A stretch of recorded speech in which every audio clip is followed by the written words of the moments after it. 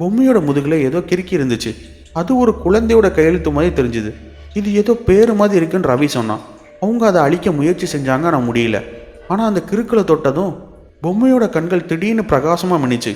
அப்போது அவங்க எல்லாருக்கும் ஒரு சத்தம் கேட்டுச்சு. ஒரு குழந்தையோட மெல்லிய அழுக சத்தம். ஆனால் அது எங்கேருந்து வருதுன்னு அவங்களால கண்டுபிடிக்க முடியல. அந்த பங்களாவோட எல்லா மூலையிலேருந்தும் அந்த சத்தம் எதிரொலிச்சது.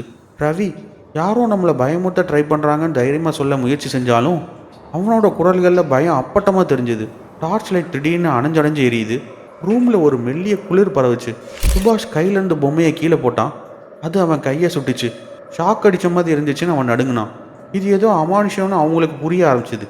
அன்னைக்கு சாயங்காலம் அவங்க அந்த மாளிகையை விட்டு வெளியே போக தயாரானப்போ சுபாஷ் வித்தியாசமாக நடந்துக்க ஆரம்பித்தான். அவன் ஏதோ ஒரு மயக்கத்தில் இருக்கிற மாதிரி இருந்தான்.